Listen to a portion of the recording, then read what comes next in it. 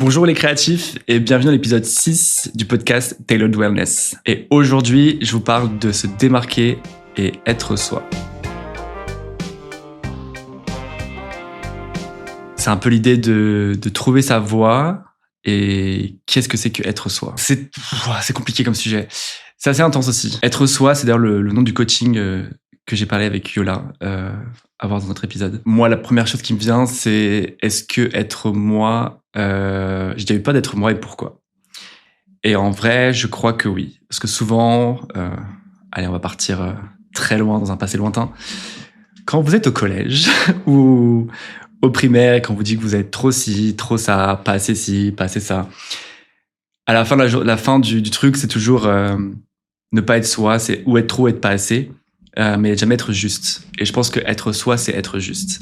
Pourquoi je parle de ça? Parce que je pense que c'est important dans le travail d'être soi-même, d'être juste, d'être aligné. Et c'est souvent difficile entre les attentes inconscientes qu'on a envers nous-mêmes, les attentes des autres, les pressions sociales, familiales ou culturelles, voire du milieu dans lequel on évolue. Et je pense que même dans la mode, c'est quelque chose qui est assez performatif.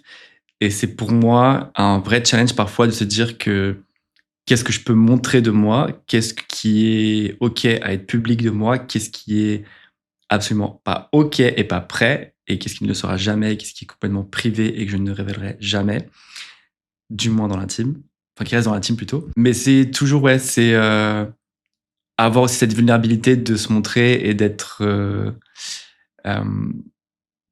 prêt à se révéler. Et quand je pense à mes collections, ça a été beaucoup d'introspection sur chacune d'elles, même si je disais dans un autre épisode qu'il y avait parfois un peu cette idée de moule quand je suis entré à Paris. C'est avant tout une quête aussi de soi. Dans l'ADN de la marque, il y a vraiment cette idée que le soi est toujours en transformation et en changement. Et c'est pour ça que les vêtements ont toujours des plis ou des couches, comme un espace qui se transforme, comme nous-mêmes, où le vêtement devient un accompagnant de se découvrir et se révéler, se dévoiler. C'est encore une fois important, mais c'est surtout un challenge par moment de apprendre un risque à se révéler, se dévoiler. C'est le but de ce podcast, hein, de pouvoir parler de soi un peu plus et de montrer d'autres aspects de moi que je ne montre pas forcément dans le travail tous les jours et surtout de manière publique sur les réseaux sociaux. Mais il y a quand même un moment où voilà, l'action de faire ce podcast, c'est aussi à un moment donné me choisir et me dire que je suis comme ça. Je peux être un peu le clown, je peux être un peu le chef d'entreprise, un peu bossy parce que une entreprise doit avancer. Comme des fois ne pas être du tout sûr de ce que je propose, d'être dans des doutes avec ma sensibilité, parfois trop sensible, parfois complètement fermé sur moi-même parce que c'est trop, il y a trop de choses. Donc quand on dit hypersensible neuroatypique, c'est des vagues et des vagues et des vagues d'absorption de choses. Mais c'est un chemin de découverte et c'est aussi pour ça que j'ai créé la marque. Aussi quelque chose qui est assez particulier, c'est que j'ai cette tendance à être un caméléon. C'est-à-dire que dans un contexte ou un espace donné avec des personnes données, le moi change. Est-ce que c'est quelque chose lié à l'adaptation de traumatique, je ne sais pas. Ou est-ce que c'est une vraie capacité sociale à pouvoir se merger dans n'importe quel contexte? Choisir qui est quoi, quel revers de la pièce, je ne sais pas. Mais c'est un peu le sujet parfois d'essayer de me comprendre moi-même sur, alors attends, est-ce que c'est de l'adaptation ou est-ce que c'est vraiment moi sur ce sujet-là? Je ne sais pas, je n'ai pas toujours les réponses. Faut pas croire que c'était toujours bien là-dedans. Mais pour arriver à cette question de créativité, ça a été vraiment, à travers chaque collection, trouver sa patte, trouver sa voix, trouver son chemin, trouver qu'est-ce que je raconte à quel moment, pourquoi ces détails-là sont plus moi, pas assez moi, ça c'est trop moi, pas assez moi. Et c'est définir son identité créative sur qu'est-ce qu'est Steven Passaro en tant que produit, en tant que marque et en tant que designer. Il y a des éléments qui sont purement visuel, où je vais retrouver des codes type le plissé, les plis, le tailleur, la déconstruction du tailleur, le côté aussi nature, floral, dans des collections, des choses qui ne marchaient pas vraiment trop en termes de styling ou en termes de maquillage. C'est un chemin qui est, on va dire, obligatoire pour pouvoir à un moment donné se dire, ok, dans tout ce que j'ai produit jusqu'à présent, j'ai trouvé la patte, ça me ressemble, ça me ressemble pas, ça c'est un peu trop loin de mon spectre, ça c'est plutôt proche. Et on est sur un mélange de tout ça qui va constituer du coup un univers créatif. Et maintenant, mon but, c'est qu'à chaque collection, c'est que je me pose cette question, est-ce qu'on est sur une évolution du moi, ou est-ce qu'on est loin de moi, ou est-ce que ce n'est pas moi? Moi au sens de marque et de créateur. Donc c'est très important. Et je pense que le processus là, il n'existe pas de manière, il n'y a pas d'autre recette magique. Il est dans le temps et dans la recherche et l'erreur. Et il n'y a pas d'autre solution que ça. Ça rappelle un peu cette phrase de Rick Owens qui disait, qui était à un moment donné virale sur TikTok, c'est learn how to make clothes, don't do collages, it's bullshit. C'est un peu ça. Tu peux pas arriver sur quelque chose en mode tiens, hop, voilà, ça c'est moi. Bah non, parce que toi tu n'es pas une feuille de papier ni un mur de briques, tu es quelque chose de vivant qui change, tu as des influences, tu as un cerveau, tu es en constante évolution. Et c'est humain, c'est vivant, donc ça évoluera. Et je crois pas trop à des choses radicales. Pour moi, chaque prochaine collection est une évolution de la précédente. C'est toujours un chemin. Et sur les différents thèmes que j'ai pu aborder dans les collections, que ce soit le héros de l'intérieur, la beauté du changement, Moon Clover sur la dernière, on est toujours sur creuser avec différents prismes, mais un sujet central qui permet de pas trop s'éloigner non plus. Et après, des fois, il y a des techniques qui viennent nouvelles, qui se rajoutent, qui évoluent, mais on reste sur quelque chose de ça assez centré. Et je pense que c'est parfois difficile, surtout qu'on est tout le temps face à des images nouvelles, dans un milieu où il y a toujours des choses qui changent, qui avancent, et puis il y a des trends et des machins que je ne suis absolument pas, c'est pas du tout ma voie. C'est plus le travail de Craig Green que j'aime beaucoup, où en fait, chaque collection, c'est une histoire centrale, mais c'est une évolution qui change et qui évolue, où on est sur un artiste qui affine son trait plus que changer de toile ou d'outil, etc. En tout cas, c'est ma vision. Choisir sa voie, c'est pas tout le temps non plus quelque chose qui est, comment dire, facile. Je pense juste à un élément dans ma vie où j'ai dû choisir mes études parce que j'ai fait un bac en ST électronique, puis après j'ai fait de l'archi, puis j'ai voulu faire de la com, puis machin. Et en fait, c'était jamais facile. Et je me souviens toujours de cette image de ah, ben les études, c'est une ligne droite et on va pas s'éparpiller. En fait, j'ai tout fait sur la ligne droite complètement. Ça a été les serpents dans tous les sens, et des chemins sinueux, des pauses, et des remontées, et des descentes. Mais tout ça a nourri ce que je fais aujourd'hui. Et aujourd'hui, en choix, c'est surtout ma vision et tout ce que j'ai appris dans le passé, même d'autres univers, nourrissent mes éléments de décision actuelle. Et le plus gros exemple, c'est la 3D. Pour ceux qui ne me connaissent pas, je travaille depuis le début de lancement de la marque avec des outils 3D de développement, de patronage virtuel, aujourd'hui qui s'appelle Style 3D.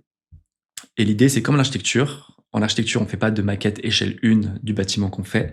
On fait des maquettes en 3D, en digital. Et l'idée, c'est de faire la même chose avec les vêtements. Donc, sur les logiciels, je développe toute la collection en coupe à plat sur le logiciel avec un avatar à échelle type de notre charte de mesure qu'on utilise un peu dans les défilés et dans les produits, qui est un 48 européen. Et tous les vêtements sont présentés en 3D. Et on décide du coup du design avant de jump sur les prototypes réels en 3D. On a aussi la possibilité de scanner les tissus, ce qui permet de voir le visuel et aussi la mécanique. Donc, c'est encore une fois un outil de virtualisation. Et à la fin, une fois que la 3D est prête et que le design est validé, j'imprime le patronage, je passe en montage, soit en interne pour les pièces un peu plus prestige, soit en délégué en usine, en atelier, à l'extérieur pour le prêt-à-porter. Ce qui est un gain de temps incroyable, qui est une démarche vraiment éco-responsable. Et honnêtement, tout le monde s'en fout à l'heure actuelle, ou presque. Mais j'y crois depuis 5 ans et je me bats pour ça. Parce que même si on ne fait pas tout et qu'il y a des choses qui sont bloquées, il y a 2 ans, j'ai fait le calcul un peu sur 1 an. 2 collections, 60 références. C'est une économie quand même de 100 000 € de matériel. Et je comptais pas la main-d'œuvre humaine ni le reste. Et c'était, je crois, 5 000 tonnes de CO2 en moins dans l'air. Ce qui n'est pas négligeable. Si vous prenez cette technologie et que vous la mettez à l'échelle d'une maison de luxe, d'un gros groupe, on est, je pense, à quelques millions d'économies par an et c'est pas négligeable, je pense, surtout en 2025. Donc moi, ouais, l'innovation, ça a été un choix aussi de ma voix. Et je vais rebondir sur un peu le côté, mon côté un peu geek et nerd. Quand j'étais plus jeune, je jouais aux Sims. Donc un peu là, en gros, mon travail, c'est un peu jouer aux Sims, c'est une version professionnelle. Hein. Je me souviens, je passais de mes nuits des fois à comprendre comment on fait un objet 3D, pour changer la coupe de cheveux du Sims, le remettre dans le logiciel, apprendre Blender. Et en fait, cette même énergie que j'ai sur cette curiosité technologique, je l'ai dans mon travail aujourd'hui grâce à cette innovation. Ça, personne ne le sait, hein, mais je suis un gros geek et je joue aux jeux vidéo aussi. Hein. Du moins, au maximum. D'ailleurs, parenthèse, dernier Assassin's Creed, plutôt pas mal. Les visuels, tout, l'esthétique. C'est pas forcément ce qui m'inspire pour le travail, mais c'est le seul truc que j'ai trouvé qui me prend les mains et la tête pour pas que je sois sur mon téléphone en train de swipe sur TikTok ou Instagram ou je ne sais quoi et qui m'échappe un peu de ma vie de tous les jours. Donc, la technologie est importante. Et en parlant de technologie, aujourd'hui, on est tous sur l'IA. Donc, pendant le Covid, c'était les NFT, blockchain, ce que vous voulez. Hein. Tous ces gens-là se sont convertis en IA. Donc maintenant, c'est IA-ci, IA-là, IA-B, IA-B-C. Pour moi, il y a toujours un peu un motto là-dessus, c'est la technologie doit rendre service et répondre à un besoin, et elle ne doit pas créer un besoin. C'est-à-dire qu'elle doit être là pour nous aider à aller plus vite dans le quotidien, mais elle ne doit pas remplacer de l'être humain vraiment. Elle doit aider l'être humain à être plus rapide. Et c'est un peu ma définition de la technologie et de comment l'utiliser dans mon travail. Je vais l'utiliser des fois pour une petite retouche photo parce que c'est beaucoup plus rapide, pour bien sûr un texte sous ChatGPT parce que c'est beaucoup plus rapide. Mais l'être humain doit rester quand même à la place, au centre des choses. C'est essentiel et la technologie n'a pas d'émotion. Dans mon travail, je parle beaucoup d'émotion. L'humain a de l'émotion, l'humain sait créer de l'émotion, mais la technologie ne sait pas. Elle sait la répliquer peut-être, et encore ça peut se discuter. Voilà, il y a encore plein de flou là-dessus et ça va bouger dans les prochaines années. Mais en tout cas, voilà, l'innovation est mon outil et c'est pour moi aussi quelque chose qui me permet de me démarquer dans ma voie, pas en tant qu'être moi-même, en tant qu'individuel, mais du moins être différent en termes de business. Et comme j'ai pu expliquer dans un autre épisode, c'est devenu un outil aussi où on peut aider le client à se projeter, personnaliser l'expérience et vraiment se rapprocher le plus possible de la réalité du produit sans dépenser un centime en matière première pour l'instant et d'avoir vraiment une évolution responsable. Est-ce que demain sera toujours le cas? Je pense que oui, parce qu'on aura toujours des outils qui vont s'ajouter et se développer. Je pense honnêtement aujourd'hui être l'un des pionniers. Les maisons sont très en retard. Je les vois commencer un peu à se réfléchir, mettre en place, on est en retard, comment on fait, etc. C'est plus compliqué pour une maison parce que vous pouvez imaginer qu'une maison, c'est comme une grande roue sur une route qui va devoir être envoyée, alors qu'une petite maison qui est une petite roue qui va pouvoir... alors oui, elle est plus petite, mais il y a moins de hauteur, donc elle va beaucoup plus vite à mettre en place les choses. Et ça, c'est aussi la flexibilité sur des petites maisons. Comment on sait quand c'est pas soi et quand c'est soi et quand on est aligné ou on ne l'est pas? Je pense que vraiment, on a tous une intuition à l'intérieur de nous, une petite voix, et que cette voix, elle est souvent des fois étouffée par toutes les angoisses et toutes les blablabla. Je sais que parfois, mon erreur, c'était de beaucoup écouter les autres. Quand j'ai des questionnements, quand j'ai des doutes, où je vais aller prendre conseil telle personne parce que c'est un expert, prendre l'autre personne parce qu'elle a beaucoup d'expérience, tu sais. Et à la fin, on rentre et on est face à soi et on se dit, mais ça c'est contraire, ça j'y crois pas. Là, elle m'a dit ça, mais en fait, c'est pas du tout ce que je pense aujourd'hui du milieu parce que sur les faits que j'ai fait mes recherches, il y avait écrit ça. Et en fait, ça crée plus de brouillard que de clarté. Et la meilleure chose parfois, c'est de tout lâcher, de se recentrer, de partir en nature ou prendre une douche ou je ne sais quelle activité autre que de chercher la solution à ces réponses. Et les réponses viennent souvent d'elles-mêmes. C'est toujours le cerveau vous donne ce que vous avez besoin au moment où vous le cherchez pas. C'est très bizarre, hein, mais c'est un peu essayer de forcer sur un bouton alors que ça marche pas, et puis vous le laissez, et puis il vient tout seul. C'est comme une fleur, hein. On laisse tranquille, elle va fleurir, alors que si vous commencez à la bidouiller, etc., elle va pas aimer.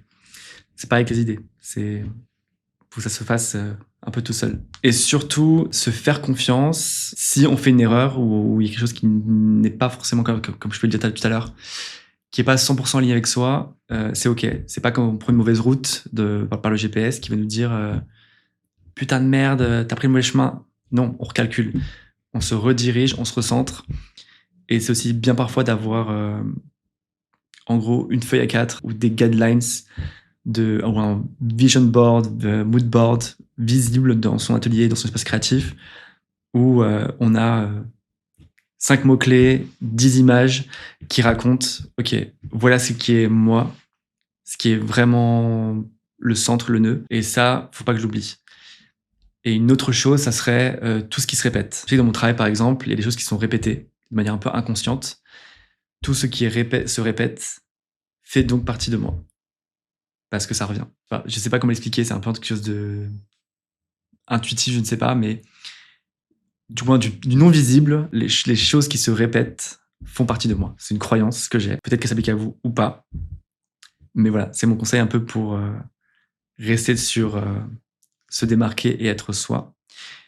Et pour conclure, sur une façon de se démarquer ne veut pas forcément tout le temps dire réinventer la roue, changer le monde, mais plus voici ma vision, comment moi je le vois et comment moi je le ferais.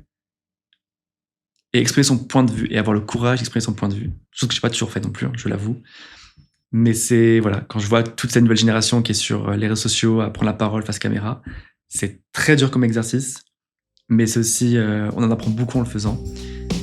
Donc n'ayez pas peur de vous démarquer, de prendre la parole. En conclusion, je vous dirais que l'action imparfaite est meilleure que l'inaction. Toujours. Si vous vous êtes bloqué, respirez et lancez-vous.